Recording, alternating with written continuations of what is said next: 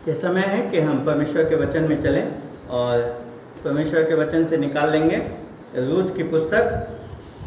परमेश्वर के वचन से निकाल लेंगे रूत की पुस्तक और उसके 4थे अध्याय हम पढ़ेंगे। रूत की पुस्तक और उसके 4थे अध्याय को हम पढ़ेंगे।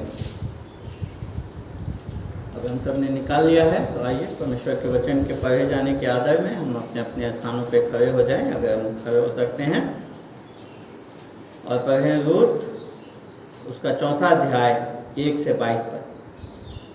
यह परमेश्वर का वचन है और परमेश्वर के वचन में इस प्रकार से लिखा है।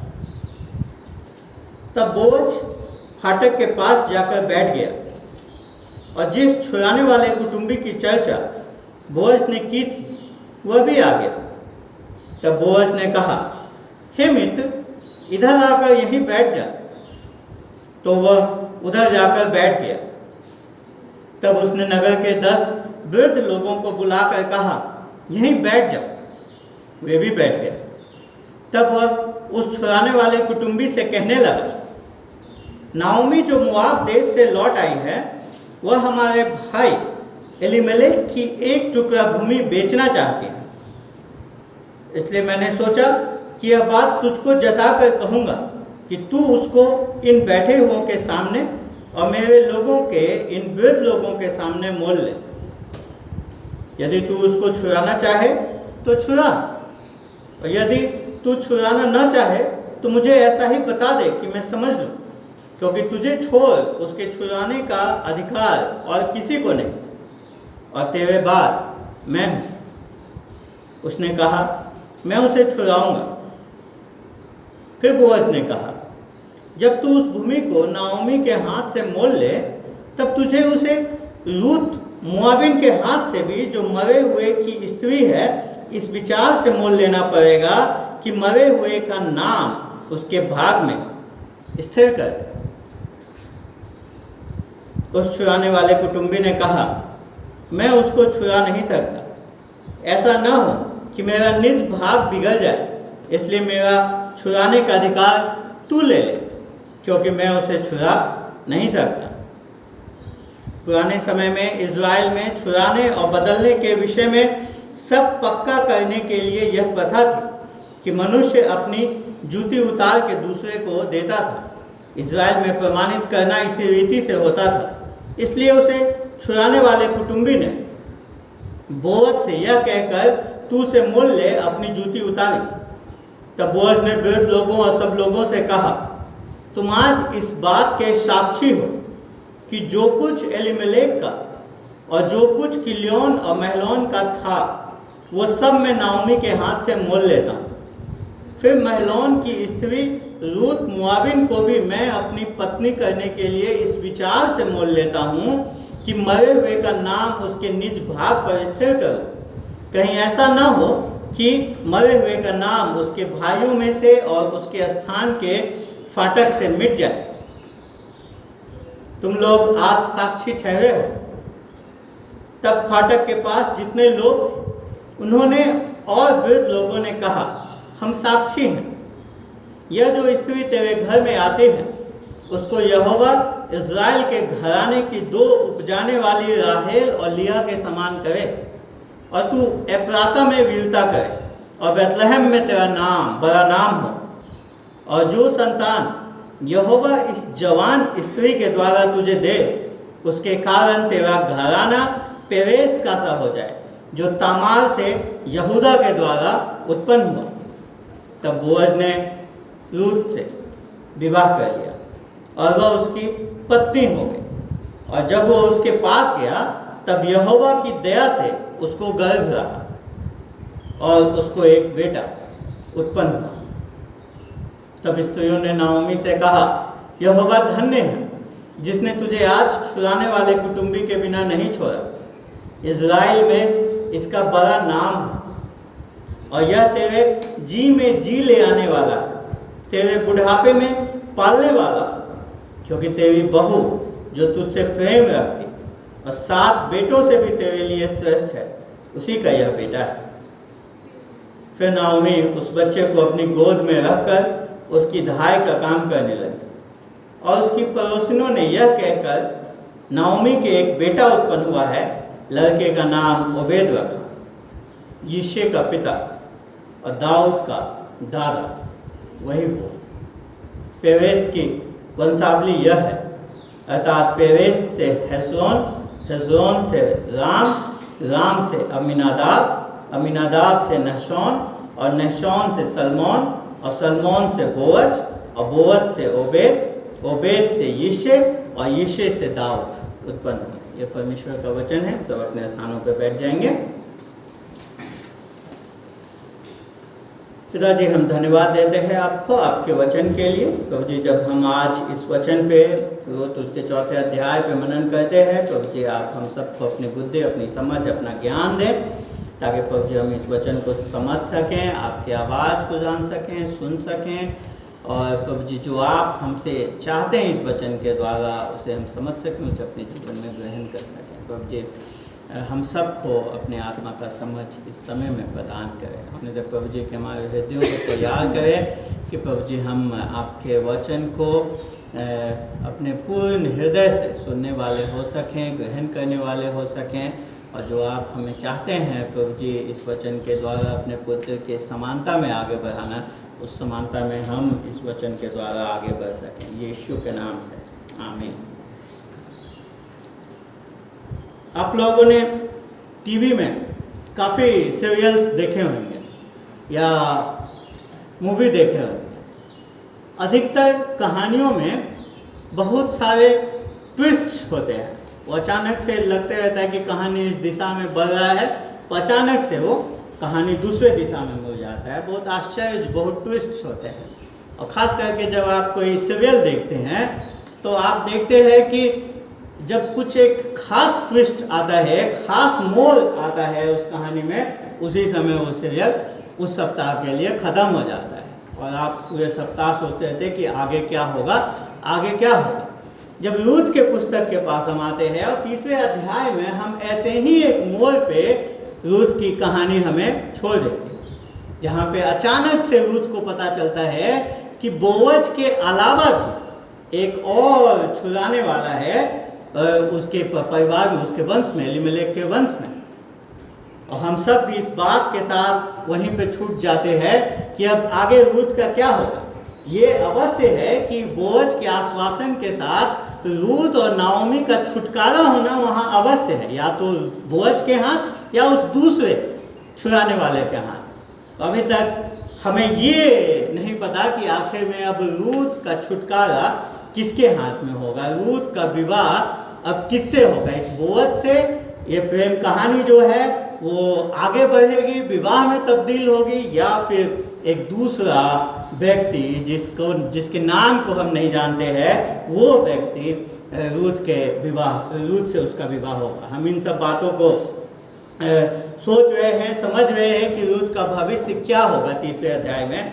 और इसीलिए जब 4थे अध्याय में हम आते हैं तो जैसे ही हम 4थे अध्याय में आते हैं हम देखते हैं कि बोअज जो है वो बिना किसी समय को बर्बाद किए वो रूथ के, नाओमी के उस छुटकारे के कार्य को करने के लिए कार्य आरंभ कर देता है। वो फाटक के पास जाकर बैठ जाता है। उस समय में जो फाटक है, शहर का फाटक है, वहीं पे सारे जो व्यापार होते थे वो वहीं होते थे। जो जमीन का खरीद फरोख्त, ये सब कार्यालय वहीं पे होते थे। और देखिए कि वहाँ पे उस छुड़ाने वाले कुटुंबी की चर्चा जिसकी बोअज ने की थी वो भी आ गया। परमेश्वर का पहले अध्याय से हम देखें कि कैसे परमेश्वर हर चीज को नियंत्रित करता है। अचानक से वहाँ पे उस छुड़ाने वाले कुटुंबी का भी आना, ये कोई इत्तेफाक नहीं हो सकता, ये कोई अचानक वहाँ नहीं पहुँच सकता।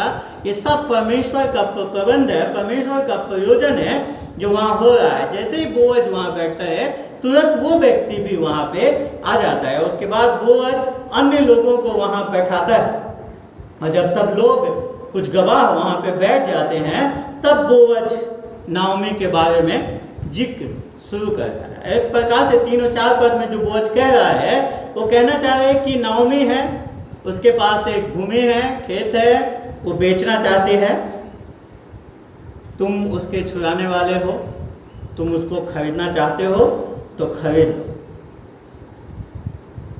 खरीदने वाला जो है, चुराने वाला कुटुंबी देखता है कि अच्छा ये तो बड़ा अच्छा सौदा है, क्योंकि वो ज़मीन उसका हो जाएगा, उसके विरासत में जुड़ जाएगा, उसके वंश के लोगों में जुड़ जाएगा, तो उसका जो क्षेत्र है उस क्षेत्र में वो उसका भूमि जो है वो बढ़ जाएगा।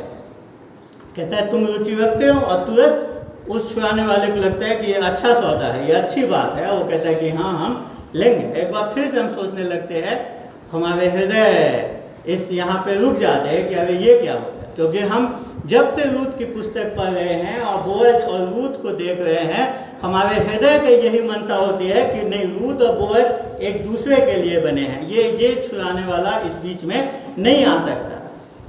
लेकिन यहाँ पे हम देखते हैं कि छुड़ाने वाला कहता है कि नहीं, मैं छुड़ाना चाहता हूँ, मैं छुड़ा लूँगा। तो फिर बोअज उसके सामने एक और मोड़ लेकर के आता है, एक और ट्विस्ट लेकर के आता है, और बोअज कहता है कि ठीक है तुम छुड़ा लो, लेकिन उसके साथ एक और काम है कि जब तुम वो भूमि उससे लोगे तो तुमको उस मोआबिन स्त्री से, रूत से भी विवाह करना पड़ेगा, ताकि उसके वंश का नाम, जो एलीमेलेक के वंश का नाम है, वो खत्म ना हो, ताकि जो उससे, तुमसे और उससे जो पुत्र उत्पन्न होगा, वही पुत्र जो है बाद में उस भूमि का वारिस होगा। और तुरंत वो जो संगी कुटुंबी छुड़ाने वाला था, उसका ध्यान तुरंत क्या हो जाता है, बदल जाता है। वो देखता है कि नहीं, ये तो अब फायदेमंद सौदा नहीं रहा, अभी तो सिर्फ जमीन लेने की बात थी, अब ये हो जाएगा तो इससे तो मेरा अपना जमीन भी चला जाएगा। जो आज मेरे पुत्र हैं, जो आज मेरे बच्चे हैं, जिनका जमीन वो है, जितना उनके उसके पास जमीन है जो उनका होगा, अब उसमें से एक और बांटने वाला आ जाएगा। तो कह रहा है कि नहीं, इससे तो मेरा अपना जो वंश है, अपना जो विरासत है, वो सब क्या हो जाएगा, खत्म हो जाएगा, वो सब में एक नया बांटने वाला आ जाएगा। वो कहता है कि नहीं, मैं इसमें अब नहीं पढ़ूंगा, मैं अपना अधिकार छोड़ता हूँ। मतलब ये व्यक्ति तभी तक गरीबों की सहायता करना चाहता था, ये तभी गरीबों की सेवकाई करना चाहता था, जब तक कि उससे उसका व्यक्तिगत फायदा हो। अगर कोई व्यक्तिगत फायदा नहीं है तो वो नहीं करेगा। और बड़े आश्चर्य की बात है कि ये व्यक्ति जो अपने नाम को बचाए रखने के लिए, कि उसका नाम मिश्रित ना हो, उसका वंश मिश्रित ना हो, उस कार्य को करने के लिए कोशिश कर रहा है, उसका नाम भी हम नहीं जानते। यहाँ पे बड़े खास रूप से उसके नाम को बाइबल में नहीं बताया गया है। अपने नाम को बचाने के कारण जो सबसे बड़ा परमेश्वर के उद्धार की योजना में आने का जो नाम था, उस योजना से वो दरकिनार हो। और फिर लेकिन बोअज, हम देखते हैं कि बोअज जो परमेश्वर के ऊपर केंद्रित है, जो ईश्वरीय व्यक्ति है, वो कहता है, वो कहता है कि मैं सब कुछ नाओमी के हाथ से ले लेता हूँ। महलोन की स्त्री रूत मोआबिन को भी मैं अपनी पत्नी करने के लिए क्यों ले लेता हूँ, इस विचार से ले लेता हूँ कि मरे हुए का नाम उसके निज भाग पर स्थिर कर। रूत उसका चौथा अध्याय जब हम पढ़ते हैं, हम देखते हैं कि नामों को बचाए रखने का एक प्रकार से अध्याय है। क्यों ये कार्य हो रहा है? 10वें पद में वो कह रहा है कि मैं इसलिए उसको ले लेता हूं ताकि महलोन का नाम मैं बचाए रखूं, एलीमेलेक का नाम बचाए रखूं, महलोन का नाम बचाए रखूं। इसलिए बाद में हम देखते हैं कि जो लोग हैं, बुजुर्ग हैं, वो बोअज को क्या देते हैं, आशीष देते कि तेरा नाम बड़ा।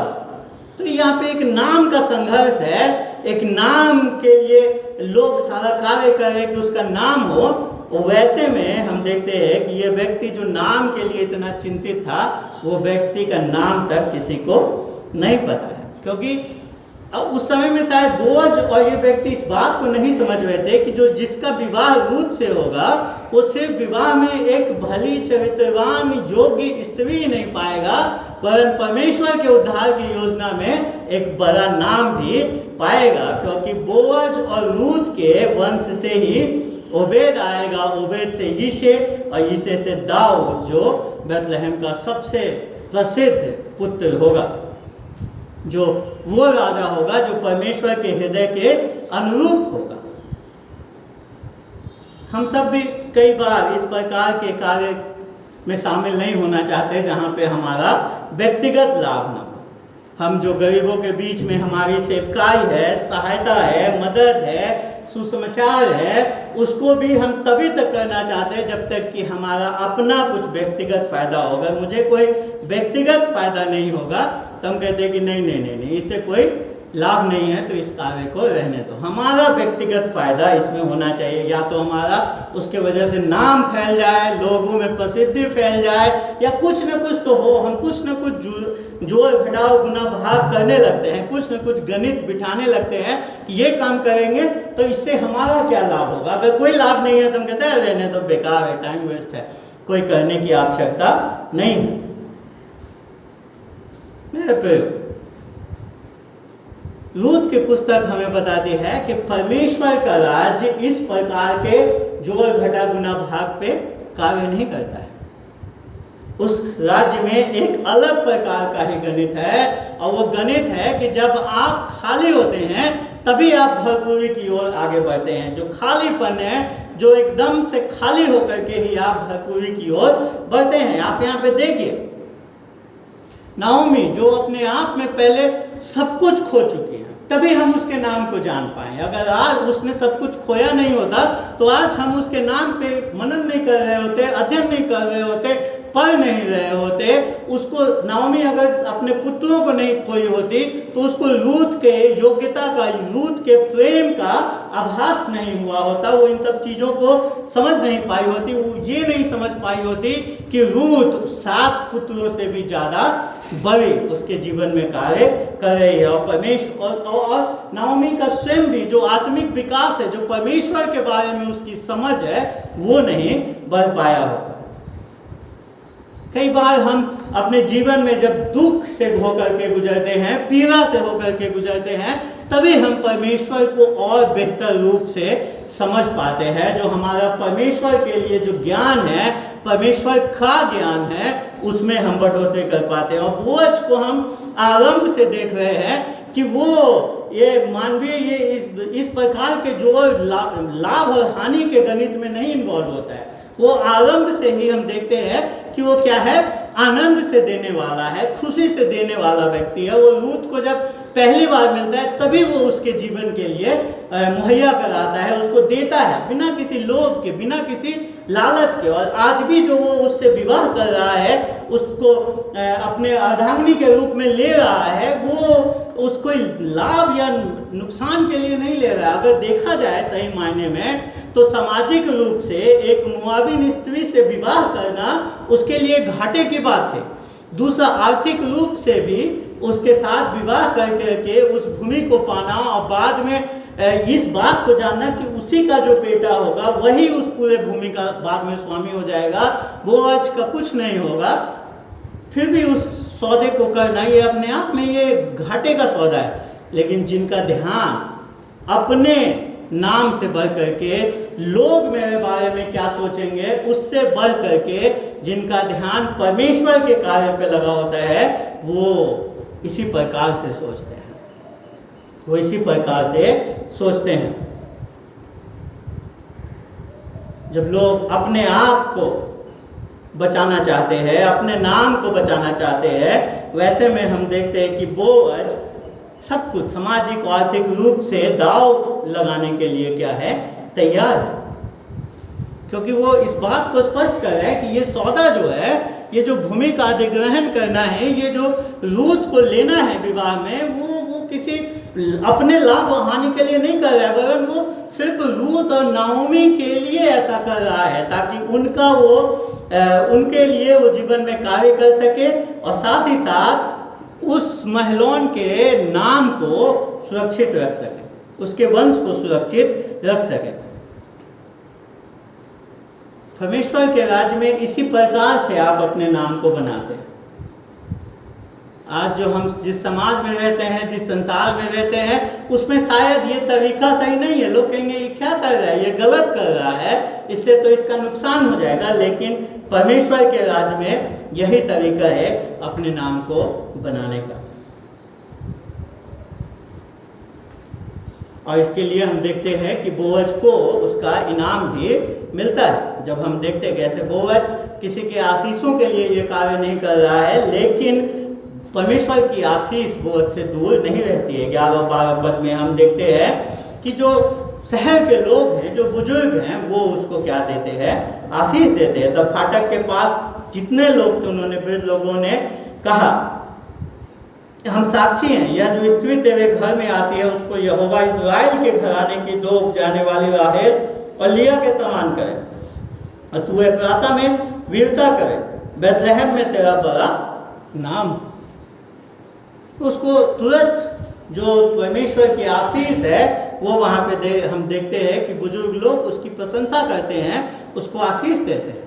हो सकता है कि ये आशीष वचन जो है वो हर एक नव दंपत्ति को उस समय में इजराइल में इसी प्रकार से दी जाती हो, लेकिन रूत और बोअज के इस मामले में हम देखते हैं कि ये खास बन जाती है, क्योंकि उसका नाम हमेशा हमेशा के लिए याद रखा जाएगा, क्योंकि परमेश्वर ने दया करी और परमेश्वर के दया के कारण 13वें पद में देखते हैं कि उसकी पत्नी जो रूत है वो गर्भवती होती है, वो एक पुत्र उत्पन्न करती है, जो जिसके वंश से आगे हम देखते हैं कि जो महान इजराइल का राजा होगा वो राजा आएगा। एक बात ध्यान दीजिए कि फिर से परमेश्वर के वचन में लिखा है कि यहोवा की दया से उसको गर्भ रहा, परमेश्वर ने दया करी। और खास करके ये जब हम रूत की पुस्तक पर हम सिर्फ दूसरी बार देखते हैं जहाँ पे परमेश्वर को इस प्रकार से सामने आकर के क्रियाशील रूप में उसका नाम लिया गया। पहले 6ठे पद में हम देखे थे पहले अध्याय के कि परमेश्वर ने अपने लोगों की सुधि, एक बार फिर से हम देखते हैं कि परमेश्वर ने अपने लोगों की यहाँ पे सुधि ली है और इस गर्भ देने के द्वारा, इस गर्भ धारण के द्वारा अपने लोगों को छुटकारे में और आगे बढ़ाया है। क्योंकि ये पुत्र जो है वो सिर्फ बोअज का पुत्र नहीं, वरन आप देखिए कि आप यहाँ पे देखिए कि जो कुटुंबी छुड़ाने वाला है वो बोअज नहीं है। जो ये महिलाएं बाद में कह रही हैं वो इस बात को मान रही हैं कि ये ओबेद है जो इस नाओमी का कुटुंबी छुड़ाने वाला होगा। ये ओबेद है जो उसके लिए उसके बुढ़ापे में उसका देखभाल करेगा, जो उसका कुटुंबी छुड़ाने वाला होगा। इसीलिए वो स्त्रियां नाओमी से कहती हैं कि यहोवा धन्य है जिसने तुझे आज छुड़ाने वाले कुटुंबी के बिना नहीं छोड़ा। इज़राइल में इसका बड़ा नाम है। एक बार फिर से नाम के बारे में जिक्र है कि ओबेद का बड़ा नाम हो, और यह तेरे जी में जी ले आने वाला और तेरे बुढ़ापे में पालने वाला हो, क्योंकि तेरी बहू जो तुझसे प्रेम रखती है और 7 बेटों से भी तेरे लिए श्रेष्ठ है, उसी का यह बेटा है। किसी भी महिला के लिए एक ऐसे समाज में जो पुरुष प्रधान और महिलाओं को तुच्छ समझने वाले संसार में हम देखते हैं उस समय के समाज में ये एक बड़ी प्रशंसा थी कि एक स्त्री, एक बहू जो है वो दूसरे घराने की एक मुआविन स्त्री क्या है, 7 बेटों से भी उसको क्या कहा जा रहा है कि वो श्रेष्ठ है। और उसके बाद हम देखते हैं कि 16 और 17 पद में जो कहानी है वो बड़े एक घरेलू दृश्य के साथ खत्म होता है कि फिर नाओमी उस बच्चे को अपनी गोद में रखकर उसकी धाई का काम करने लगी, और उसकी पड़ोसिनों ने यह कहकर नाओमी के एक बेटा उत्पन्न हुआ है, लड़के का नाम ओबेद रखा। यिशै का पिता और दाऊद का दादा वही हुआ। जो नाओमी के गोद में जो उसका पोता है, जिसको कि महिलाएं कह रही हैं कि नाओमी को एक बेटा हुआ है क्योंकि वो एलीमेलेक के नाम को बढ़ाने के लिए आया है, वो कह रही है, वो इस चीज को दिखा रहा है कि जैसे ही पहला अध्याय जैसे खत्म हुआ था, नाओमी अपने आप में कड़वाहट से भरी हुई थी। वो कह रही थी कि मेरे पास कुछ नहीं, मैं छूछी हो गई हूँ। अब उसके छूछेपन के दिन क्या हो गए हैं, खालीपन के दिन क्या हो गए हैं, खत्म हो गए, क्योंकि परमेश्वर अब अपने अनुग्रह में उसको भरपूरी की ओर, उसको आशीषों की ओर लेकर के आ रहा है। हाँ, उसके पति का स्थान, उसके बच्चों का, उसके बेटों का स्थान कोई नहीं ले सकता, लेकिन अब उसके पास एक ऐसी बहू है जो 7 पुत्रों से श्रेष्ठ है, और उसने उसे एक पुत्र भी, एक पोता भी क्या किया है, दिया है, जो उसके परिवार के वंश को आगे बढ़ाएगा। और उसके बाद हम देखते हैं 18 से 22 पद में एक बार फिर से एक वंशावली का क्या है जिक्र है, जो एक बार फिर से हमको इस बात को बताता है कि जहाँ पर हम पूरी कहानी को पढ़ रहे थे और देख रहे थे कि ये 2, 3, 4 व्यक्तियों के बारे में है, कुछ व्यक्तियों के आवश्यकताओं के बारे में है, उनकी आवश्यकताएं कैसे पूरी होती हैं उसके बारे में है, किसी के व्यक्तिगत लाभ और नुकसान के बारे में है। लेकिन ये 18 से 22 पद हमें बताता है कि ये किसी के लाभ और किसी व्यक्तिगत लाभ और नुकसान की कहानी नहीं है, पर इसके द्वारा परमेश्वर एक बड़े कहानी को क्या कर रहा है, पूरा कर रहा है, एक बड़ी बात को पूरा कर रहा है। आप देखिए पहला अध्याय शुरू होता है इस बात से कि उन दिनों की बात है जब क्या थे, न्यायी लोगों का समय था, और खत्म होता है यिशै से दाऊद उत्पन्न हुआ, दाऊद के वंशावली से खत्म होता है, उस दाऊद के वंशावली से जो इज़राइल का सबसे प्रसिद्ध राजा हो। क्योंकि ये वंशावली इस कहानी को उस भाग से जोड़ती है, परमेश्वर के उद्धार के कहानी के उस भाग से जोड़ती है जहाँ पे याकूब के बाद जो सबसे बड़ी भूमिका जिस घराने ने कार्य किया, जिस घराने की भूमिका रही, दाऊद के घराने के, उस वंश को बढ़ाने के लिए, उस वंश को स्थिर करने के लिए उससे जोड़ता है। और परमेश्वर ये सारे घटनाक्रम को, सारे ये नफा नुकसान, व्यक्तिगत नफा नुकसान को इसलिए लेकर के आता है ताकि अपने उस बड़ी योजना को क्या कर सके, पूरा कर सके। शायद उस समय के जितने चरित्र थे वो सब इस बात को समझ नहीं रहे होंगे कि क्या हो रहा है, उन्होंने कभी कल्पना भी नहीं की होगी कि उनके इस कहानियों के नफा नुकसान में उनके व्यक्तिगत जीवन के द्वारा परमेश्वर एक इतनी बड़ी कहानी को रच रहा है, उसको आगे बढ़ा रहा है। जो प्राचीनों ने, जो वृद्ध लोगों ने जो आशीष दी थी बोअज को कि उसका नाम क्या रहे, बड़ा हमेशा का, हम देखते हैं कि उसके मृत्यु, बोअज के मृत्यु के कई सालों के बाद राजा दाऊद के जन्म से, उसके राजा बनने से, उसके साथ परमेश्वर की वाचा के बांधे जाने से उसका नाम हमेशा हमेशा के लिए हम देखते हैं कि जाना गया। हमेशा हमेशा के लिए उसका नाम भी बड़ा हो गया क्योंकि वो उस वंशावली का हो गया। लेकिन जो सबसे रुचिकर बात है जो यहाँ पे हम देखते हैं, जो वृद्ध लोगों ने जो आशीष दी है 12वें पद में, उसमें हम देखते हैं कि वृद्ध लोग कहते हैं कि तेरा घराना जो है पेरेस का सा हो जाए जो तमार से यहूदा के द्वारा उत्पन्न हुआ। यहाँ पे एक तमार और लूत में हम एक समानता और असमानता दोनों को देखते हैं। तमार की कहानी उत्पत्ति 38 अध्याय में उसका पूरा जिक्र हम देखते हैं कि तमार जो है वो भी वाचा के बाहर की एक स्त्री है, वो इजरायली परिवार की नहीं है, परंतु वो भी एक बाहरी है, परमेश्वर के वाचा में वो बाहरी है। और बड़े ही अजीब परिस्थितियों में उसका भी विवाह यहूदा से क्या होता है, उसका भी विवाह पेरेस से होता है। यहूदा के पुत्र से होता है। हम देखते हैं कि उस कहानी को जब हम पढ़ते हैं, हम देखते हैं कि वो तमार भी बिना किसी बच्चे के विधवा हो जाती है रूत के समान, और फिर वो भी अपने आप को अच्छे कपड़ों में सजा करके जाती है अपने, ताकि अपने लिए एक पुत्र पा सके रूत के समान। लेकिन ये जो समानता है यहीं पे दोनों में खत्म हो जाती है और यहाँ से असमानता शुरू हो जाती है, क्योंकि रूत अपने आप को बोअज के सामने अपने पहचान को जाहिर करती है, पर तमार अपने पहचान को कभी जाहिर नहीं करती है और अपने ही ससुर के साथ इस बात के लिए वो संबंध बनाती है ताकि उससे उसका पुत्र उत्पन्न हो सके। जब वो इस बात को देखती है कि अब यहूदा जो है, जो सबसे छोटा बेटा है, उसको नहीं दे रहा है ताकि उससे उसका पुत्र हो, तो वो एक वैश्या का रूप धारण करके जाते हैं ताकि उसी से एक पुत्र ला सके। तो वो जो उसका जो तरीका था वो सही तरीका नहीं था, वो व्यवस्था के अनुरूप तरीका नहीं था। पर रूथ जो तरीका अपनाते हैं वो व्यवस्था के अनुसार है। उसने किसी को कोई धोखा नहीं दिया है। तामार ने वहाँ पे धोखा दे करके यहूदा से एक पुत्र लिया, अपने आप को वैश्या के रूप में वहाँ ले जा करके अपने ससुर को उसने धोखा दिया। तो उनका संबंध सही नहीं था, संवैधानिक नहीं था, व्यवस्था के अनुरूप नहीं था। पर हम यहाँ देखते हैं कि ये इनका संबंध जो है वो व्यवस्था के अनुरूप है।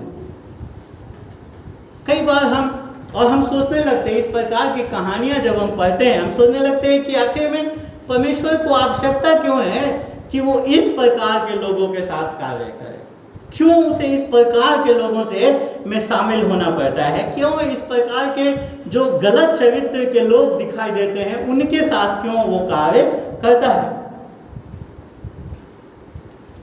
और हम देखते हैं कि ये रूथ के इस पुस्तक के वंशावली के बाद जब मत्ती रचित सुसमाचार में जाते हैं और वहां पे जब हम यीशु मसीह की वंशावली को देखते हैं जो दाऊद के घराने में आगे उत्पन्न होता है, हम वहां देखते हैं कि कई ऐसे नाम हैं जिनके चरित्र सही नहीं हम समझ सकते।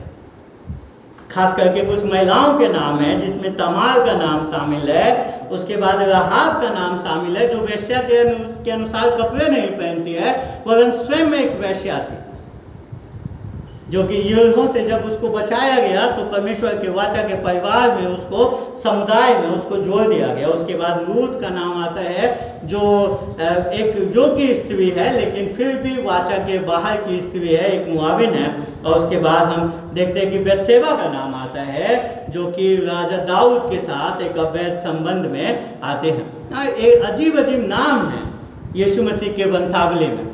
और सिर्फ महिलाओं के नाम नहीं, पुरुषों के नाम भी। यहूदा ये सोचते हुए कि वो एक वेश्या के साथ सो रहा है, उसने तमार के साथ संबंध बनाए, तो वो अपने आप में एक खराब चरित्र को प्रदर्शित करता है। दाऊद जो परमेश्वर के हृदय के अनुरूप व्यक्ति है, वो बेतशेबा के साथ गलत संबंध बनाता है और जब उसका संबंध जाहिर होने वाला होता है वो उसके पति उरिया का हत्या तक करवा देता है। तो ऐसे चरित्रों के साथ क्यों परमेश्वर जो यीशु मसीह को इस संसार में आना हो तो क्यों वो ऐसे गलत चरित्रों के वंश में से आएगा? क्यों नहीं? वो चाहता वो किसी भी वंश से आ सकता था, वो एक साफ सुथरे स्वच्छ छवि वाले वंश के द्वारा इस संसार में आ सकता था, लेकिन हम देखते हैं कि वो ऐसा नहीं करता। वो इस प्रकार के चरित्रों को के नाम उसके वंशावली में हम देखते हैं। मनस्से का नाम उसके वंशावली में है जो कि सबसे बड़ा उस समय में मूर्ति पूजक था। अगर दूसरा इतिहास की पुस्तक को, दूसरे राजा की पुस्तक को हम पढ़े, हम देखते हैं कि उसके ही पाप के कारण ये आश्वासित हो गया था, ये निश्चित हो गया था कि अब क्या है, इजराइल का घराना क्या है, यहूदा का घराना क्या है, बंधुआई में जाना उनका तय हो गया था। क्यों परमेश्वर इस प्रकार के लोगों को चुनता है? क्यों परमेश्वर एक साफ स्वच्छ छवि वाले लोगों को नहीं चुनता है कि उसके घराने से आए? मेरे प्रयोग, क्योंकि जब यीशु मसीह इस संसार में खोए हुओं को ढूंढने के लिए आया, जो जिस काम के लिए वो आया था, वो खुद बताता है कि मैं खोए हुओं को ढूंढने के लिए आया हूँ। तो जब वो इस संसार में खोए हुओं को ढूंढने के लिए आया तो वो अपने आप को किसी सुरक्षा कवच में बांध करके नहीं आया था। अगर आजकल आप हॉस्पिटल जाते हैं या कहीं जाते हैं, आप देखते हैं कि जो लोग कोविड के पेशेंट्स के साथ, मरीजों के साथ जो डॉक्टर काम कर रहे हैं, अपने आप को पीपी किट पहन के जाते हैं, वो अपने आप को बचा करके वो वहाँ जाते हैं। लेकिन जब तो यीशु मसीह संसार में आया तो वो अपने आप को किसी सुरक्षा कवच में घेर करके नहीं आया, वो उसी प्रकार से इस संसार में आया जैसे हम और आप आते हैं, पूर्ण रूप से नग्न, असुरक्षित, और वैसे ही लोगों के वंश से आया जैसे हम और आप हैं, पापी। और जिस अपने जीवन काल में भी हम देखते हैं कि सुसमाचार की पुस्तक इस बात को बताती है कि वो पापियों का मित्र गिना गया, चुंगी लेने वालों का मित्र उसको कहा गया। यहाँ तक कि जब वो मरता है तो भी वो दो डाकुओं के बीच में उसकी मृत्यु होती है। दो डाकू उसके अगल बगल, मैंने वहां भी वो अपने आप को हम क्या कहते हैं, देखते कि वो शर्मिंदा, और जब जाता भी है वो इस संसार से तो हम देखते हैं कि एकदम से नग्न और असुरक्षित इस संसार से जाता है। तो क्यों परमेश्वर जो इस पूरे सृष्टि का सृष्टि करता है, क्यों वो अपने ऊपर इतना दर्द और इतने उस शर्मिंदगी को लेकर के आता है? क्योंकि वो हम पापियों को बचाना चाहता है। हमें बचाने के लिए वो दूर से हमें बचा नहीं सकता है। हमें बचाने के लिए उसे हमारे पास आने की आवश्यकता है, हम में से एक होने की आवश्यकता है, तभी वो हमें बचा सकता है। वो हमारे स्थान पे उसे उस जीवन को जीने की आवश्यकता है जिस जीवन को जीने के लिए हमें कहा गया, जिस जीवन को जीने की अपेक्षा परमेश्वर हमसे करता है। और वो उसने हमारे स्थान पे उस जीवन को जिया और फिर अपने जीवन को हमारे लिए दे दिया। जो हमने अपने पापों से क्या अर्जन किया था, हमने अर्जन किया था परमेश्वर से अनंत काल की दूरी, और प्रभु यीशु मसीह हमें उस अनंत काल के दूरी से क्या करता है, बचाता है। जब प्रभु यीशु मसीह क्रूस पे मरता है, वो हमें उस अनंत काल के दूरी से हटा करके अनंत काल के उस निकटता की ओर लेकर के आता है।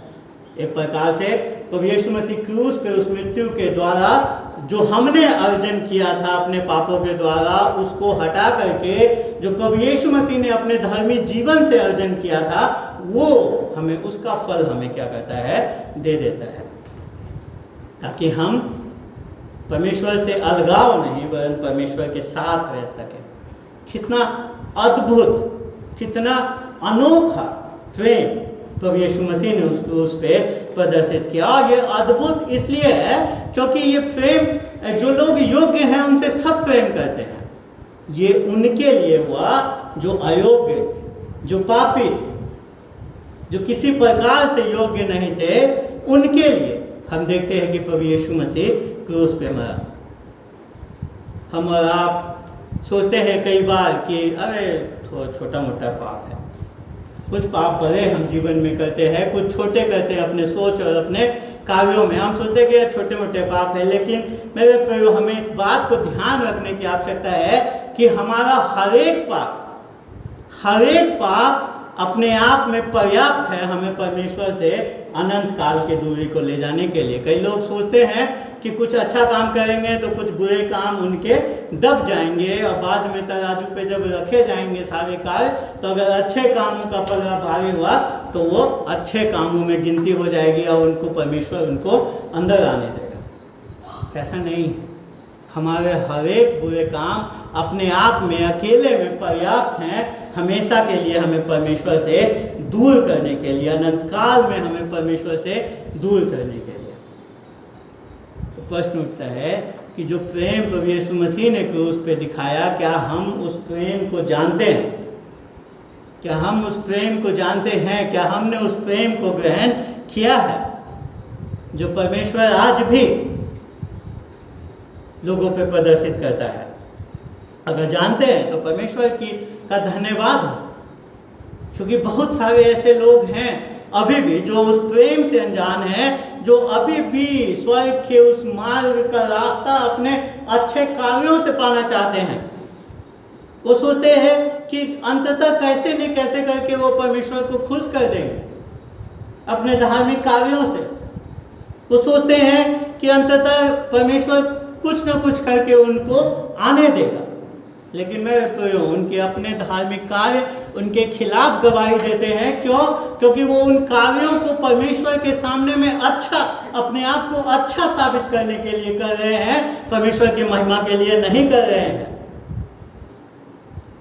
और जब लोग अपने अच्छे कार्यों से परमेश्वर के पास पहुंचने के लिए कोशिश कर रहे होते हैं, प्रयास कर रहे होते हैं, तो वो दिखा रहे होते हैं कि वो कितने अच्छे हैं, वो कितने अच्छे हैं, और इस जीवन और मृत्यु की उनकी आशा स्वयं पे केंद्रित होती है, बजाय उसके कि वो यीशु पे आशा केंद्रित करें।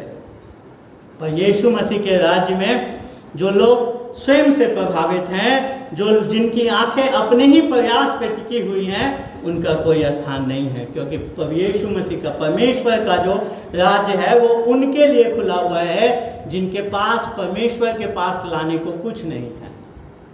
वो लूत के समान स्त्रियों के लिए खुला हुआ है, वो तमार के समान स्त्रियों के लिए खुला हुआ है, वो नाओमी के समान के लोगों के लिए खुला हुआ है जो अपने जीवन में हताश हैं, जिनके पास परमेश्वर को लाने के लिए अपने पापों के सिवा और कुछ नहीं है। मेरे प्रियो, चाहे आप कोई भी क्यों ना हो, चाहे आपने कुछ भी अपने जीवन में क्यों न किया हो, आज भी समय है कि हम प्रभु यीशु मसीह के उस क्रूस के तले अपने आप को लेकर के आए और इस बात को जाने कि वही एकमात्र मार्ग है जो हमें परमेश्वर तक पहुंचा सकता है। और मज़ेदार बात यह है कि परमेश्वर हमें चुन करके, परमेश्वर हमें पा करके यूं ही छोड़ नहीं देता, वरन परमेश्वर का अनुग्रह लोगों को परिवर्तित कर देता है। जब हम अपने हृदय को परमेश्वर के लिए खोल देते हैं तो हम देखते हैं कि परमेश्वर आरंभ से कैसे हमारे जीवन में कार्य कर रहा था, हम उन बातों को समझ पाते हैं, क्योंकि परमेश्वर का अनुग्रह में वो सामर्थ्य है कि वो जीवन को परिवर्तित कर सके। लेकिन वो सामर्थ्य सिर्फ वही लोग देख सकते हैं, वही अनुभव कर सकते हैं जो सर्वप्रथम परमेश्वर के प्रेम को जानते हैं, जो इस बात को मान लेते हैं कि उन्हें उद्धार के लिए परमेश्वर की, उसके क्रूस की आवश्यकता है, और वो अपने कार्य को छोड़ प्रभु यीशु मसीह को थामते हैं। क्योंकि सिर्फ रूत की कहानी एक ऐसी कहानी नहीं है जो हम देखते हैं कि व्यक्तिगत लाभ और हानि से आगे बढ़ कर के एक बड़ी योजना को पूरा करने वाली कहानी है, वरन हमारी और आपकी कहानी भी वही कहानी है जो परमेश्वर यीशु मसीह में क्या कर रहा है उसमें हमें जोड़ती है। अगर हम अपने आप को देखें तो हम देखते हैं कि अंततः हम भी एक बड़ी वंशावली के भाग हो जाते हैं। जैसे हम देखते हैं कि ये बोअज जो है अचानक से उस वंशावली का भाग हो गया जो सबसे प्रसिद्ध वंशावली होने वाला था। हम और आप भी उसी वंशावली के भाग हो जाते हैं, क्योंकि हम अपने आप को परमेश्वर के संतान कहने लगते हैं, परमेश्वर के वंशावली के भाग हो जाते हैं, क्योंकि उसने हमको हर एक को आत्मिक आशीषें दी हैं जिसकी हमें आवश्यकता है। क्योंकि हम चाहे कितना भी अपने पाप में डूब करके उसके खिलाफ क्यों न हो जाए, लेकिन फिर भी वो हमें अपने पास बुलाता है और वो इस बात को सुनिश्चित करता है कि रूत की कहानी जैसे आरंभ हुई थी बड़े ही दुखद घटनाओं के साथ और एक सुखद उसका अंत होता है, वैसे ही वो भी सुनिश्चित करता है कि हम और आप जो यीशु मसीह में हैं उनका अंत अंततः सुखद हो। इसीलिए प्रकाशित वाक्य की आखिरी पुस्तक जो हम आखिरी अध्याय जो हम पढ़ते हम देखते हैं कि सुखद समाप्ति के साथ खत्म होता है। मेरे प्रियो, हमेशा अपने जीवन के आम घटनाक्रम में भी हमें परमेश्वर के हाथ को, परमेश्वर को देखने की आवश्यकता है। हमें जानने की आवश्यकता है कि परमेश्वर ही है जो हर एक चीज को नियंत्रित करता है। अभी तक जब हम बाइबल को पढ़ते हैं, रूत से पहले के भाग में, उत्पत्ति में, निर्गमन में, लय व्यवस्था विवरण, यहोशू की पुस्तक में हम देखते हैं बड़े बड़े चमत्कार वहाँ पे हो रहे हैं।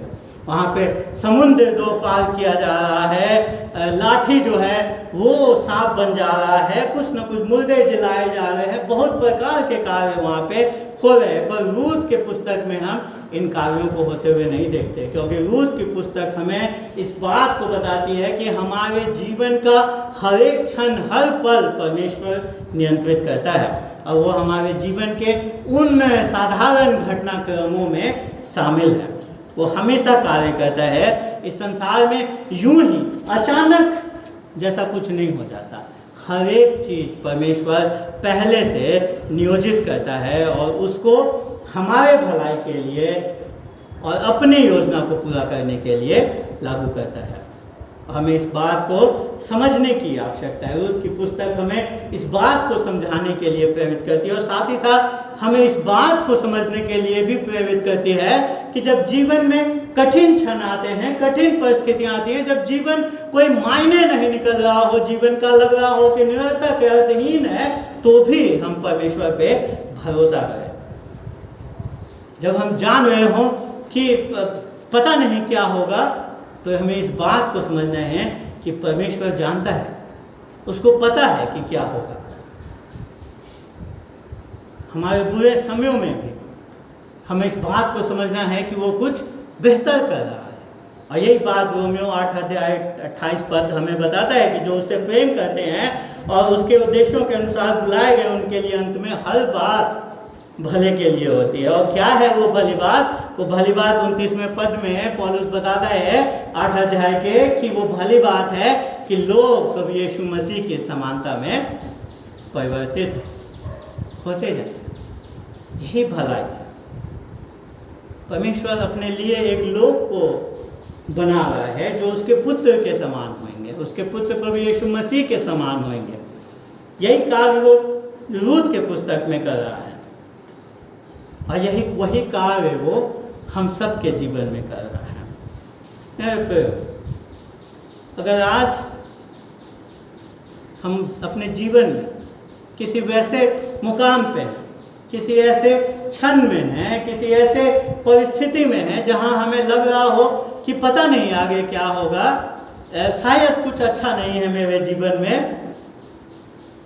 तो हमें इस बात को समझने की आवश्यकता है जो सबसे बड़ी त्रासदी इस संसार में हुई वो क्रूस पे हुई, जहां पे एक सिद्ध पुत्र, एक सिद्ध परमेश्वर का सिद्ध पुत्र पे अत्याचार किया गया, उसे निर्मम और बड़े ही दर्दनाक भयानक तरीके से मार दिया गया।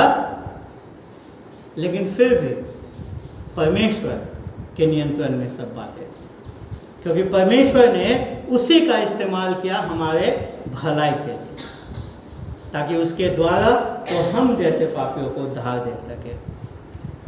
अगर आज हम और आप किसी वैसे दौर से गुजर रहे हैं तो हमें इस बात को समझने की आवश्यकता है कि परमेश्वर इसके द्वारा कुछ न कुछ भला करने वाला है। हमें परमेश्वर पे भरोसा करने की आवश्यकता है, क्योंकि शायद हम नहीं जानते कि वो क्या कर रहा है, पर वो जानता है कि वो क्या कर रहा है। जैसे हम नहीं जानते थे कि नाओमी के जीवन में क्यों ऐसी विकट परिस्थितियां आ रही हैं, लेकिन परमेश्वर जानता था कि वो इनके द्वारा क्या करने वाला है। वो इसके द्वारा एक उस वंश को लेकर के आने वाला है जिसके अंत में, जिस वंश से प्रभु यीशु मसीह का आगमन होगा। इसलिए हमें अपने जीवन के कठिन भ्रमित क्षणों में भी उस पर भरोसा करने की आवश्यकता है और अपने जीवन के हर पल, हर क्षण में उसके नाम को बढ़ाने की आवश्यकता है, उसके नाम को महिमा देने की आवश्यकता है। हर परिस्थिति में उसे महिमा देने की आवश्यकता है। आइए प्रार्थना करें।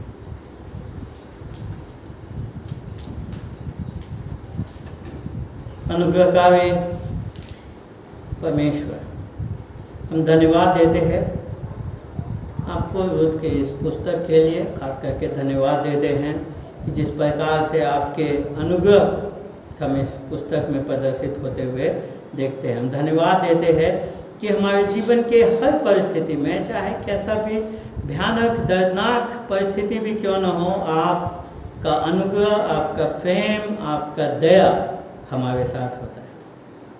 और धन्यवाद देते हैं प्रभु की पुस्तक पूर्ण रूप से उस महान छुड़ाने वाले की ओर इशारा करती है, प्रभु यीशु मसीह की ओर इशारा करती है, जिसने अपने लहू के बहाए जाने के द्वारा हम सबको खरीद लिया है।